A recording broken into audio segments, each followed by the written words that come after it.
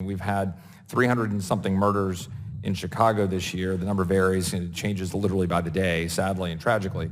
But I'm looking at some data here. I don't know if it's 100% accurate, that black victims of the murders are 291 murders in Chicago just this year alone. And you can go through different data points. Black homicide victimization, I've got a stat here, 13% of the U.S. population, but yet 51% of homicide victims. Can you speak a little bit about that and about the reality of that and some of the policies that lead to that and your perspective on that element of crime? Certainly, which is why I wanted to bring that up, because presumably if we're going to be having a hearing on white supremacy, we are assuming that the biggest victims of that would be minority Americans. And presumably this hearing would be to stop that and to make sure that we can preserve the lives of minority Americans, which, and based on the hierarchy of what's impacting minority Americans, if I had to make a list of 100 things, white nationalism would not make the list. And we don't see hearings on those bigger issues. You brought up the inner city communities, which is a huge issue. Black on black crime, the breakdown of family, I think is the #1 thing that's contributing to that. And we never hear anybody talking about what happens when you remove a father from the home. In fact, I would argue that right now we have a social environment that is hostile towards men and it does not inspire masculinity or being a man and what it means to be a father figure in a household. Black Americans are definitely suffering from the breakdown of the family. And when I say that liberal policies inspire that, what I mean to say is that via the welfare system, we are quite literally seeing the incentivization of bad behavior.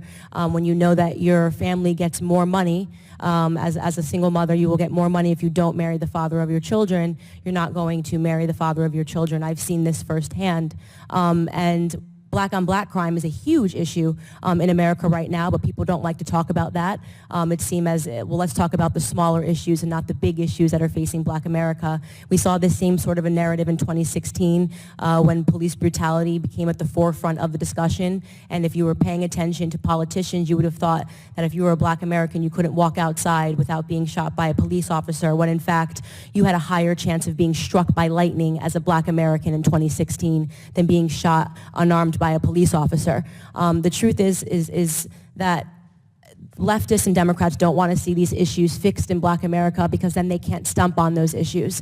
You know, we see this rhetoric every 4 years ahead of an election cycle get drummed up. We heard Chairman Raskin in his opening statement mentioned the Trump administration is doing nothing, and that really is the nucleus of what we're seeing here today.